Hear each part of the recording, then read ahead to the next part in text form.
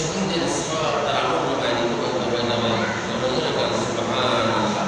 যদিও আমরা দেখা যায় এই মর্যাদা মর্তবা বুঝি না, নগর বুঝি যে যখন নগরে যদি কিছু পাওয়া যায় সেখানে লোক অনেক জমায়েত পায়, কিন্তু এই কাজগুলি, এই যে নিয়ামতগুলি যেগুলি আখিরি জামানার উম্মতকে আল্লাহ রাব্বুল আলামিন দান করেছেন, আখিরি জামানার নবীর উম্মতের সম্পর্কে, আমাদের সম্পর্কে আদম আলাইহিস সালাম, আদম আলাইহিস সালাম আমাদের কি আদি পিতা, আদি পিতার নাম কি? আদম আলাইহিস সালাম। তিনিও আমাদের সম্পর্কে তার সন্তান ছিলেন শীষ নবী, তার সামনে ওয়াজ করে বোঝাচ্ছেন শীষ ও শীষ, আমার কাছে শোনো, এমন একজন নবী আমার এই অনিষ্ঠিত হবে, এমন একজন নবী হবে যে নবীর মর্যাদা অনেক ঊর্ধ্বে, সে নবীর মর্যাদা সম্পর্কে, তার উম্মতের মর্যাদা সম্পর্কে আমি তোমাদেরকে বলে বোঝাতে পারবো না। শীষ নবী বলেন, দুই একটা কথা শোনা দেখুন। তখন আদম আলাইহিস সালাম বলে, শোনে শীষ, আখিরি জামানার নবীর উম্মতের আল্লাহ রাব্বুল আলামিন তাদেরকে এত মর্যাদা দিবেন, তারা যেখানে গুনাহ করবে সেখানেই ক্ষমা চাবে, সঙ্গে সঙ্গে আল্লাহ রাব্বুল আলামিন সেই গুনাহ ক্ষমা করে দেবেন। সুবহানাল্লাহ, সঙ্গে সঙ্গে ক্ষমা। কিন্তু শীষ, আমি একটা ভুল করেছি, আমাকে আল্লাহ রাব্বুল আলামিন সঙ্গে সঙ্গে ক্ষমা করে নাই, আমাকে কি করেছেন যে দুনিয়া থেকে জান্নাত থেকে আমাকে সরাই দিয়েছেন। কিন্তু আখিরি জামানার নবীর উম্মতরা যদি গুনাহ করে, তারা এক দেশ থেকে অন্য দেশে যেতে হবে না। আমাদেরকে যেতে হয়, আমরা যদি গুনাহ করি আমাদেরকে এক দেশ থেকে অন্য দেশে যেতে হয় না। কিন্তু আমাদের আদি পিতা আদম আলাইহিস সালাম, তাকে কি করেছেন? তাকে একটা গুনাহের কারণে তাকে কি করেছেন? ওই শরম দিতে হয়েছে আদম আলাইহিস সালামকে, আর মা হাওয়াকে জিদ্দায় ফেলে দিয়েছেন। এরকম কি আমাদের হয় একটা গুনাহের কারণে? হয়। তাহলে আখিরি জামানার নবী উম্মতের আদম আলাইহিস সালামের সুস্থায়ী আখিরি জামানার নবী উম্মতের আল্লাহ রাব্বুল আলামিন মর্যাদা দিয়েছেন। শেষ ব্যাপারে এত মর্যাদা তাদের আরো একটি কথা শোনান। এবার হযরতে আদম আলাইহিস সালাম বলেন, শোনে শীষ, যে যদি আখিরি জামানার উম্মত এমনই হবে যে তারা তাদেরকে মর্যাদা আল্লাহ রাব্বুল আলামিন দান করবে, তারা কত মর্যাদাশালী হবে। তারা যদি সিজদায় করে একবার আল্লাহকে ডাক দেয়, ৩০,০০০ বছর পর্যন্ত যদি সিজদা করে, সেই সিজদার সওয়াব একটা কি জামানার নবীর উম্মতের সিজদার সওয়াব আমাদের সমতুল্য হবে না। সুবহানাল্লাহ। একবার জিবরাইল আলাইহিস সালাম আল্লাহর কাছে প্রশ্ন করলেন যে আল্লাহ, আপনার সবথেকে ইবাদতের ভিতরে কোনটি আপনার পছন্দ? আল্লাহ রাব্বুল আলামিন বললেন যে আমাকে যে সিজদা করে, সিজদাটা আমার কাছে অত্যন্ত পছন্দনীয় এবং গুরুত্বপূর্ণ, আমার কাছে বেশি স্থান পায়। সেই কথা শুনে জিবরাইল আলাইহিস সালাম ১ বছর নয়, ২ বছর নয়, ৩০ বছর পর্যন্ত সিজদা করেন। সিজদা করার পরে আল্লাহ রাব্বুল আলামিন জিজ্ঞাসা করলেন, আল্লাহ, আমি যে সিজদা করলাম, আপনি আমার প্রতি খুশি না? আল্লাহ রাব্বুল আলামিন তখন বলেন, শোনো জিবরাইল, তুমি ৩০,০০০ বছর পর্যন্ত তুমি সিজদা করলে, আর আমার আখিরি নবী জামানার উম্মত যারা হবে, উম্মতে মুহাম্মদী যারা হবে, একটা সিজদা করে তারা যখন সুবহান রাব্বিয়াল আলা এই কথা বলবে, ৩ বার বলবে, ৩ বার বলায় আমি আল্লাহ তোমার ৩০,০০০ বছরের সিজদা চাইতে বেশি সওয়াব তাদেরকে দান করে দেব। সুবহানাল্লাহ। কত বড় মর্যাদা আমাদের! আদম আলাইহিস সালাম বলেন, শীষ, তুমি জেনে রাখো, আখিরি জামানার নবীর উম্মত যারা হবে, তারা যখন গুনাহ করবে, আল্লাহ রাব্বুল আলামিন তাদেরকে স্বামী স্ত্রী থেকে আলাদা করে দেবে না। কিন্তু আমি একটু গুনাহ করেছি, আমাকে স্মরণ দিতে দিয়েছে এবং জিদ্দায় ফেলে দিয়েছে, তোমার আম্মাজানকে দীর্ঘ ৯০০ বছর পর্যন্ত যেতে দিয়েছিলাম, ৯৫০ বছর ফরকে দান করে আরাফাতের ময়দানে জাবাল রহমতের প্রবেশে আমি সিজদা করে আল্লাহকে ডাক দিলাম, আমাকে যখন সৃষ্টি করেছো, আমি এই পৃথিবীর মধ্যে কিছু দেখতে পাই না, আমি তোমাকে দেখতে পেয়েছি তোমার আরশে আজিমের নামের সামনে তোমার নাম লা ইলাহা ইল্লাল্লাহ, তোমার নাম মুহাম্মদুর রাসূলুল্লাহ। এই নামটা কার নাম? এই নামটা নিশ্চয় তোমার কোন বন্ধু বা প্রিয় নাম হবে, ওই নামের উসিলা আমাকে ক্ষমা করো। সঙ্গে সঙ্গে আল্লাহ রাব্বুল আলামিন ডাক দিয়া বলে, আদম রে, ওই নাম আমার কেউ না, ওই নাম যদি না দিতে তুমি আদৌ কিছুই সৃষ্টি হতে না। মুহাম্মদ কা তুমি যদি সৃষ্টি না হতো, মুহাম্মদ যদি সৃষ্টি না হতো, এই তামাম জমিন আসমান রব্বুল আলামিন কিছুই সৃষ্টি করতেন না। ওই নামের উসিলায় যখন ক্ষমা চাইলেন, সঙ্গে সঙ্গে আল্লাহ রব্বুল আলামিন ডাক দিয়ে বলে, আদম রে, ওই নামের উসিলায় তোমাকে মাফ করে দিলাম। সুবহানাল্লাহ। কিন্তু আমরা কি সেই গুনাহ করার পরে সারাদিন শুধু বছর কাঁদা রাখতে পারি? আমরা যদি গুনাহ করে যেখানে গুনাহ করি ওখানেই যদি আস্তাগফিরুল্লাহ বলি, ওখানেই যদি হাত তুলে আল্লাহ দরবারে ফরিয়াদ করি, আল্লাহ রব্বুল আলামিন সঙ্গে সঙ্গে মাফ করে দেয়। স্বামী থেকে স্ত্রী আলাদা করে না, স্ত্রী থেকে স্বামীকে আলাদা করে না। যা আল্লাহ রব্বুল আলামিন কি করেছেন, যে আদম আলাইহিস সালামকে বলেছেন। শুধু তাই নয়, তুমি শীষ, ও আমার শীষ, তুমি জেনে রাখো আখিরি জামানার উম্মতেরা কি জিনিস, তোমরা জেনে রাখো যে একটা গুনাহ যদি করে তাহলে তাকে এক দেশ থেকে আরেক দেশে ফিরে যাওয়া হয় না, কিন্তু তার গুনাহ করার কারণে আল্লাহ রব্বুল আলামিন দুনিয়ার দুই প্রান্তে ফেলে দিয়েছে, কিন্তু আখিরি জামানার নবী মুহাম্মদকে দেওয়া হবে না। তখন বলতেছে যে এত মর্যাদা যে আখিরি জামানার উম্মত হাজার, আপনার মর্যাদা কোথায়? সৃষ্টি করে বলতেছে সমস্ত নবীরা, সমস্ত ফেরেশতারা আপনাকে সিজদা করে না? হ্যাঁ করেছে। তাহলে আপনাকে সিজদা করে আপনার মর্যাদা কি নাই? তাহলে শীষ, আমার মর্যাদা আছে, কিন্তু আমার লালাটের পেশানিতে মুহাম্মদে নূর আল্লাহ রাব্বুল আলামিন দিয়েছে। এই মুহাম্মদে নূর দেওয়ার কারণে আল্লাহ রাব্বুল আলামিন মুহাম্মদে নূর দেওয়ার কারণে জাহেরি ভাবে আমাকে সিজদা করেছে, বাতিনি ভাবে আল্লাহ নূর দিয়েছে, মুহাম্মদে নূরকে সিজদা করা হয়েছে। জোরে জোরে বলুন সুবহানাল্লাহ। আল্লাহ রাব্বুল আলামিন সেই মুহাম্মদে নূর সৃষ্টি করেছে এই আখিরি জামানার উম্মত আমাদের মর্যাদা পাবে। কিন্তু এই মর্যাদা যদি আমরা ধরে রাখি তাহলে আমাদের মর্যাদা আছে, যদি ধরে না রাখি তাহলে কি হবে? আমলে আমরা আউলিয়া হতে পারবো, এই আমলে দেউলিয়া হয়ে যাব। তার কারণ হলো যে আখিরি জামানার নবী উম্মতের এত মর্যাদা যে অন্যান্য নবীরাও কেঁদেছিলেন যে আল্লাহ আমাদেরকে নবী না বানাইয়া যদি আখিরি জামানার নবী উম্মত যদি বানাতেন তাহলে আমরা খুশি হতাম। এমন তো আর পয়গম্বররা করেন নাই, করেছেন না? ঈসা নবী দোয়া করেছেন, আল্লাহ রাব্বুল আলামিন দোয়া কবুল করেছেন। তাই আখিরি জামানার নবীর উম্মতেরা দেখেন, আমরা আমাদের কাছে আছে কোরআন। অন্য অন্য নবীর উম্মতেরা তারা কিন্তু আমাদের সাক্ষীতে আখিরি জামানার নবীর উম্মতের সাক্ষ্যতে তারা জান্নাত পাবে, তারা রেহাই পাবে না।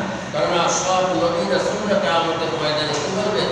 রব্বি নাফসি, রব্বি নাফসি বলে কাঁদবেন। কিন্তু আপনার আমার উম্মত কি বল? আপনার আমার নবী বলবেন কি?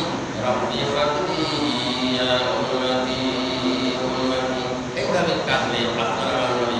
অন্য নবীর উম্মতেরা তার নবীর কাছে গিয়ে বলবে, যেমন নূহ নবীর উম্মতেরা, মূসা আলাইহিস সালামের উম্মতেরা, ইব্রাহিম আলাইহিস সালামের উম্মতেরা, তারা গিয়ে বলবে কিয়ামতের মাঠে যে আমাদের হে নবী, আপনার সুপারিশ তো আপনি তো আমাদেরকে কবে দাওয়াত দিয়েছিলেন, এখন আমাদের জন্য সুপারিশ করবেন। তখন বলবে আজকে সুপারিশ করার অধিকার ক্ষমতা আমাদের নাই, আমরা পারবো না, আমরা সম্ভব নয়। আল্লাহ রাব্বুল আলামিন তাদের কাছে তখন জিজ্ঞাসা করবে, তোমার নবী কি তোমাদের কওমের কাছে দাওয়াত দেয় নাই? তখন তারা অস্বীকার করবে, না আমাদের কাছে এমন দাওয়াত দেয় না, এমন কোনো দাওয়াত দেয় না। পয়গম্বররা হ্যাঁ দিয়েছি, আর উম্মত বলবে যে দেয়নি। এই দুই বাক বিতরণ হবে। বাক বিতরণের পরে এরপরে বলবে যে তোমাদের সাক্ষী আছে? বলবে আমাদের সাক্ষী আছে। যখন বলবে তুমি দাওয়াত দিয়েছো, এর সাক্ষী কি আছে? সাক্ষ্য? তখন বলবে হ্যাঁ সাক্ষী আছে। কারা? আখিরি জামানার নবীর উম্মতেরা। আখিরি জামানার নবীর উম্মতেরা সাক্ষী আছে। তখন তাদেরকে ডাকবে, আখিরি জামানার নবীর উম্মতেরা আসো। এই মূসা যে তার কওমের কাছে দাওয়াত দিয়েছে, এবং ঈসা নবী তার কওমের কাছে দাওয়াত দিয়েছে, ইব্রাহিম আলাইহিস সালাম তার কওমের কাছে দাওয়াত দিয়েছে, এর প্রমাণ ডকুমেন্টস কি তোমরা তোমাদের কাছে কোনো সাক্ষী আছে? হ্যাঁ আমাদের কাছে সাক্ষী আছে। এই মূসা নবী, ঈসা নবী, ইব্রাহিম নবী, লূত নবী, যত নবী আছে নবীরা যে দাওয়াত দিয়েছে এবং তার কোরআন শরীফে তুলে দিয়েছেন আল্লাহ রাব্বুল আলামিন। আর সেই কোরআন আমরা পড়েছি, এজন্য কোরআনের প্রথমেই আল্লাহ রাব্বুল আলামিন বলেছেন এই কোরআনের ভিতরে কোনো সন্দেহের অবকাশ নাই। যেহেতু আমরা কোরআনে পেয়েছি নবী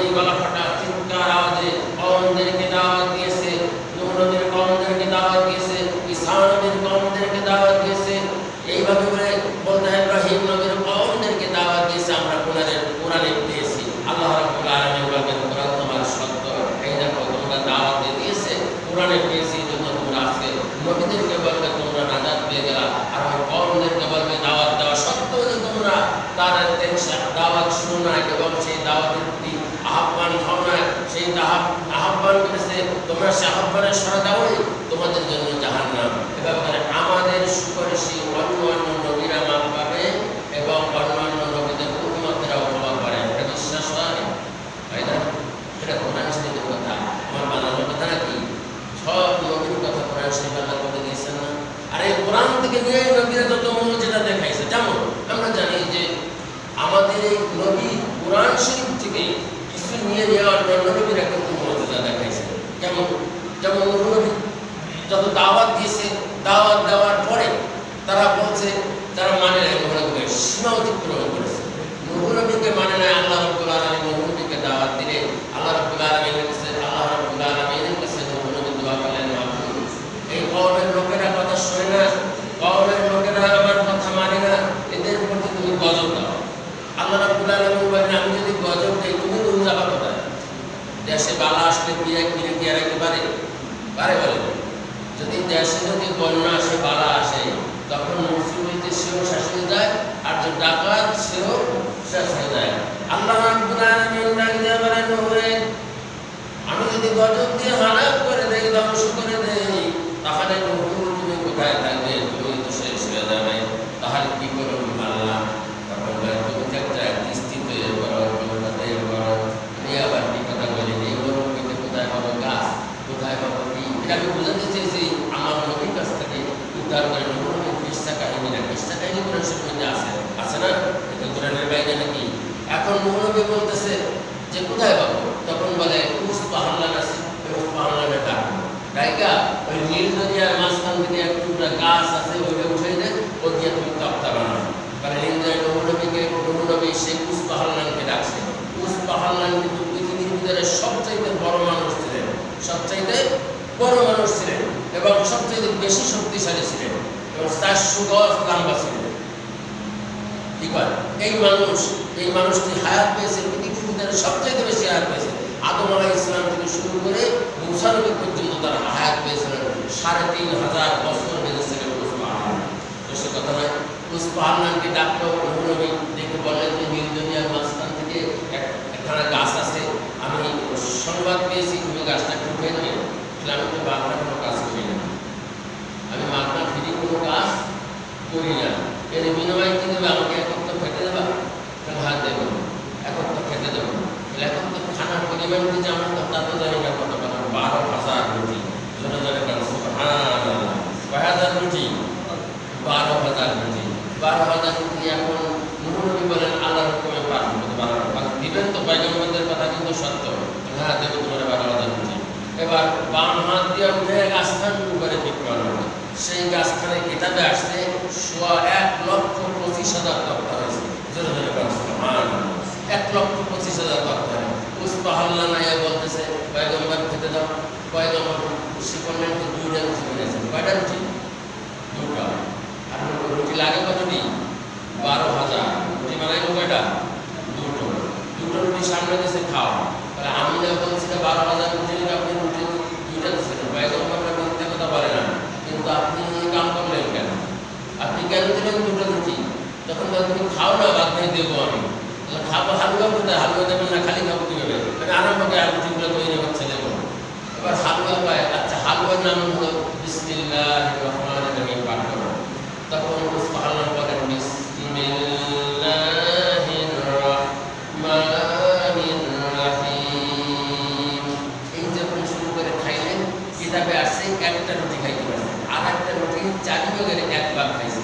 খাই আবার বলতেছে যে এত স্বাদের রুটি আর এত পেট ভরে গেছে।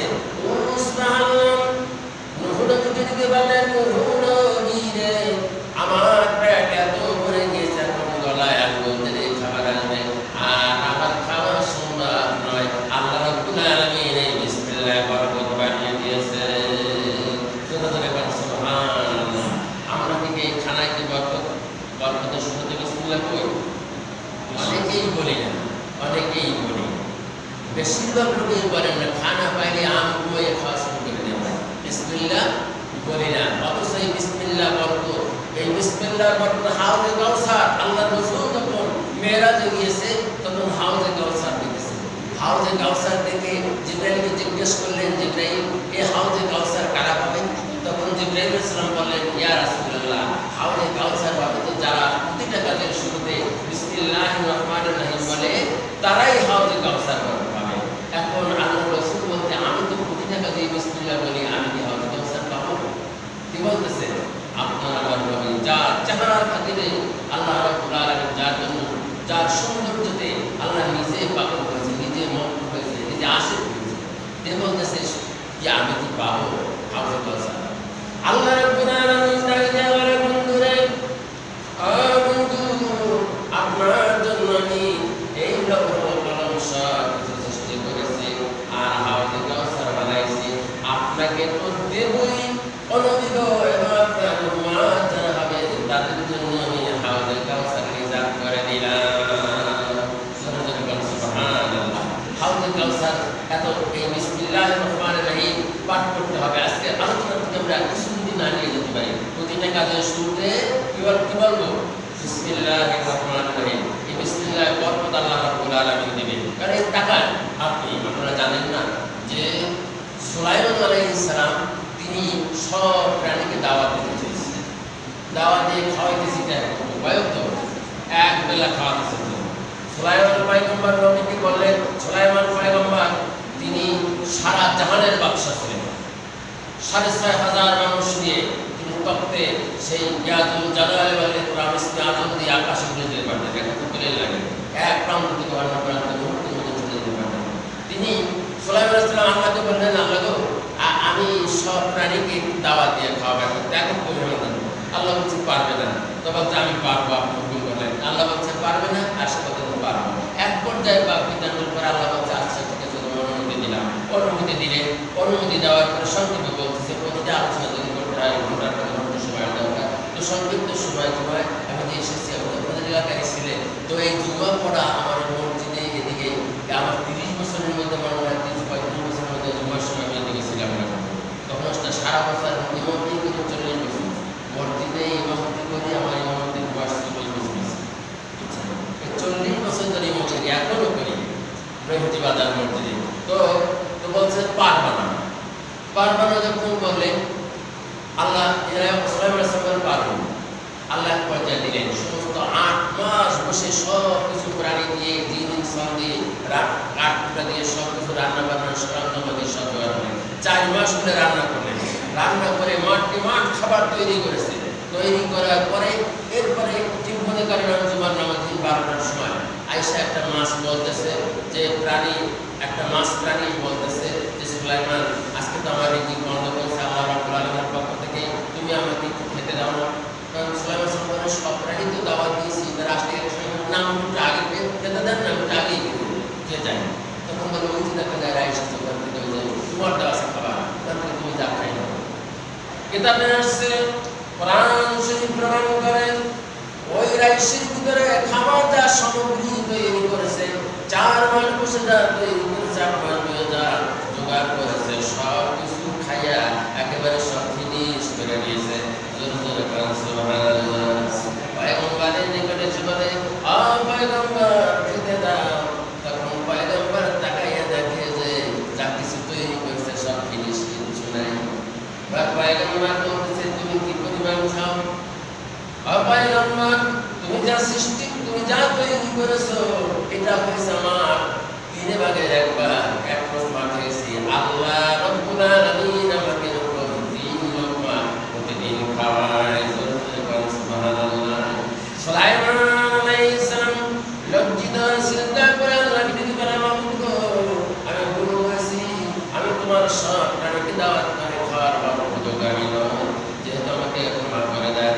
সব প্রাণীরা চলে আসলো লজ্জিত হলো সুলাইমান আলাইহিস সালাম যে খাওয়াতে দিতে পারে না, খেতে দিতে না।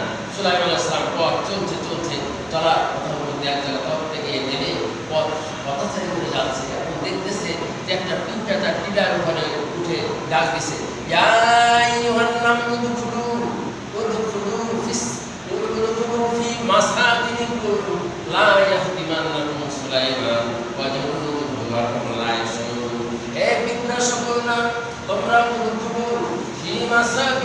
তোমরা আমরের তোমরা সব প্রবেশ করো তোমাদের গর্তের ভিতরে।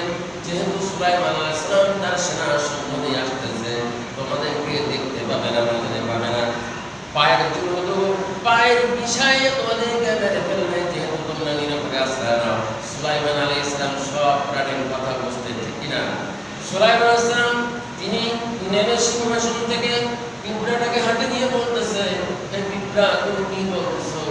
আমি বলতেছি আমার যে লোকদেরকে আমার জাতিকে আমি পিঁপড়া জাতিকে আমি স্মরণ বানিয়ে দিচ্ছি, যেহেতু তারা যেন গর্তের ভিতরে ঢুকে, তারা যেন নিরাপদে আশ্রয় নেয়। যেহেতু আপনারা সৈন্য আসতেছে, আপনারা লক্ষ্য করবে না, তারা হাত পায়ের কাছে বিষয় মেরে ফেলবে না। পিঁপড়া বলছে যে সুলাইমান পয়গম্বরকে দায়িত্ব তো আপনার সুতরাং ছিল, কিন্তু সেখানে আমি আদায় করেছি।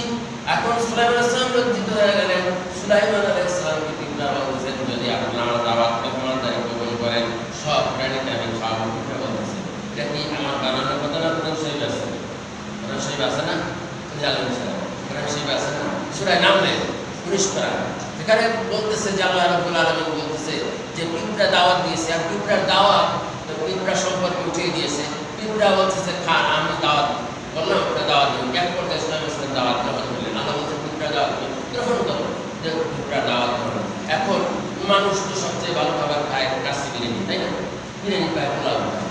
আপনার যে প্রাণী যেটা ভালো, যে কোনো প্রাণীর যে ভালো খাবার যেটা, সেই ধরনের সব প্রাণীকে দাওয়াত দিলেন। দাওয়াত দিয়ে এই কয়েকটা পিঁপড়া মিলে একটা মরা ফড়িং টাইগার বলতেছে আপনারা খায়। এখন অনেকে ইতস্তত করতেছে এই ফড়িংটি খায় কেউ। এখন আল্লাহ বলতে সুলাইমান তুমি করো, ইন্নাকুম মিন সুলাইমান ওয়া ইন্নাকুম বিসমিল্লাহির রহমানির রহিম। কোন সূরায় তুমি বিসমিল্লাহ সূরার নামে দুইবার বিসমিল্লাহ সুলাইমান আলাইহিস সালাম বলেছেন। এই বিসমিল্লাহ যখন করে খাবার যখন আরম্ভ করলো, কিতাবে আসছে যার যে প্রাণীর উচ্চ ধরনের খাবার, সুস্বাদু খাবার, সেই ধরনের খাবার অনুভব করলো। খেতে খেতে সব প্রাণী খাওয়া শেষ হয়ে গেল, কিন্তু সেই ফড়িংয়ের যে বস্তু যেটা নিয়েছিল, কিতাবে কোনো ফড়িং খাওয়ার কিছু আছে, এই ফড়িং যে এনেছিল তার 1/3 পর্যন্ত শেষ করতে পারল না। জোরে জোরে কান সুবহানাল্লাহ। বিসমিল্লাহ বরকত আছে না নাই? বিসমিল্লাহ বরকত আছে না? এখন সেই বিসমিল্লাহ যে কাজেই আপনি শুরু করবেন, যদি আপনি খানা শুরু করেন, খানার শুরুতে যদি বিসমিল্লাহ বলেন, আল্লাহ বরকত দান করবে। বিসমিল্লাহ যদি না বলেন, ওই খানার মাঝখানে আপনার শয়তান বসে যাবে, আপনি যত খাবেন ব্যাগ করবে না, আরো খেতে চায়, ঠিক কিনা? এরকম এই বিসমিল্লাহ প্রতিটা কাজে বিসমিল্লাহির রহমানির রহিম বলবো। এটাই কিন্তু আমরা আজকে আলোচনা এটাই মসজিদ থেকে আলোচনা শুনি, আমরা যে ওয়াজ মাহফিল থেকে আলোচনা শুনি। আসলে শোনার মধ্যে ফায়দা নাই যতক্ষণ না পর্যন্ত না মানি, ঠিক কিনা? শোনার মধ্যে ফায়দা তখনই হবে যখনই আপনি আমি মানবো। প্রতিটা কাজের শুরুতে আমরা কি বলবো? বিসমিল্লাহির রহমানির রহিম। এটা অন্য নবীরা নিয়ে আমাদের ওই যে উসপাহাল্লান গেলে যে বিসমিল্লাহকে পড়তে বললেন, আর সে 12,000 রুটির জায়গায় 2 রুটি খেয়ে শেষ করতে পারল না। আল্লাহ বরকত দিয়ে দিয়েছে, ঠিক আছে? আর সবচাইতে আমরা আল্লাহ ইবাদতের ভিতরে সবচাইতে বেশি খুশি হন কোন ইবাদতে? সিজদা। কোন ইবাদতে খুশি হন?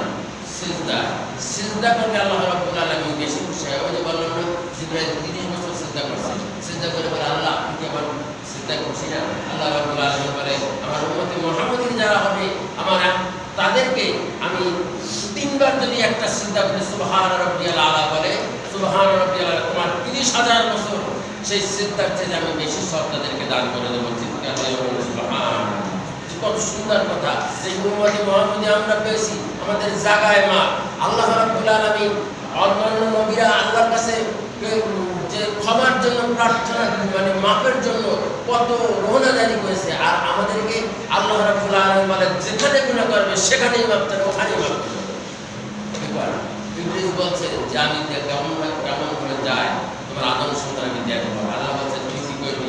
যে আমি তারা সারা দিন গুনাহ করে সন্ধ্যা যখন ঘনিয়ে আসবে, আমার দরবারে সিজদা করে আমার কাছে রব্বানা যালামনা আনফুসানা ওয়া ইন লাম তাগফির লানা ওয়া তারহামনা লাকুনান্না মিনাল খাসিরিন, এই বলে যখন ক্ষমা চাবে আমি সমস্ত গুনাহ মাফ করে দেব, তখন তুমি কি করে জাহান্নামে নেবে। আল্লাহ রাব্বুল আলামিন আমাদের জন্য ক্ষমা চাওয়ার জন্য দরজা খুলে রেখেছেন। ক্ষমা তো আমাদের চেতে হবে, ঠিক কিনা? ক্ষমা না চাইলে কি মাফ পাবো? আমাদেরকে ক্ষমা চেতে হবে আল্লাহ রাব্বুল আলামিনের দরবারে, মাফ চেতে হবে, অনুতপ্ত হতে হবে। আল্লাহ রাব্বুল আলামিন এমন সুন্দর নবী যে আমাদের উম্মত বানিয়ে পাঠিয়েছেন, এটা অন্যান্য নবী আফসোস করেছেন।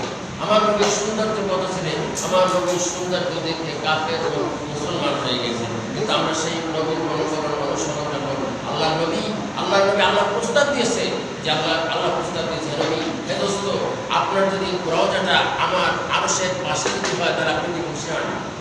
তাহলে আমার উম্মতে কিন্তু হবে, আমার উন্নতি তো হবে না, তাহলে আমি খুশি না। আমার উম্মতেরা জমিনে থাকবে আর আমি আসমানে থাকবে, এটা হবে না। এজন্য আল্লাহ রাব্বুল আলামিন কোরআন শরীফে দিয়েছে, ওয়ালাউ আন্নাকুম ইয যালামু আনফুসাহুম জাআকুকা ফাস্তাগফিরুল্লাহ ফাস্তাগফারা লাহুমুর রাসূল, যদি আপনি সারাদিন কাঁদেন মাফ না পান, তাহাজ্জুদের পরে যদি ক্ষমা না পান, ফজরের দিনে যদি ক্ষমা না পান, আপনি যদি ক্ষমা না পান কোন জায়গায় ওই সাবানের চালে ক্ষমা পেলেন না। আল্লাহ রাব্বুল আলামিন বলছেন, ডাইনে ক্ষমা নাই, বামে ক্ষমা নাই, পিছনে ক্ষমা নাই। আমার উম্মতেরা, আপনার উম্মতেরা যখন ওয়ালাউন্নাকুম ইয যালামু আনফুসাহুম জাআকুকা ফাস্তাগফিরুল্লাহ ফাস্তাগফারা লাহুমুর রাসূল, যখন আপনার রওজার কাছে এসে যখন তওবা করবে নবী গো, আপনার কাছে যখন তওবা করবে আপনার খাতিরে ওই উম্মতকে সারা জীবনে যেথায় কোথাও দুনিয়ার কোথাও যদি ক্ষমা না হয়, আপনার রওজার কাছে এসে যদি দাঁড়ায়, নবী গো আমি তাকে ক্ষমা করে দেব। সুবহানাল্লাহ। তো এই যে আজকে আমরা এসেছি এখানে, আজকে এই যে আমার ভাই সে ইন্তেকাল করেছে, এই উদ্দেশ্যে এখানে এসেছি, তো আর উদ্দেশ্য আছে। তো আজকে বহুদিন পরে আপনাদের সাথে সাক্ষাৎ হলো, অন্য জায়গায় হাজার হাজার শত শত লোকের সামনে নামাজ পড়ে, কিন্তু আজকে আমার মনের দিক থেকে একটু বুঝল, আমার এক প্রাণের লোকেরা সব আত্মীয় স্বজনরা এখানে আছে, তো আমার জন্য দোয়া করবেন। এখন জুমার দিন আলোচনা করার সময় না, তো যে কথাগুলো বললাম যে আপনারা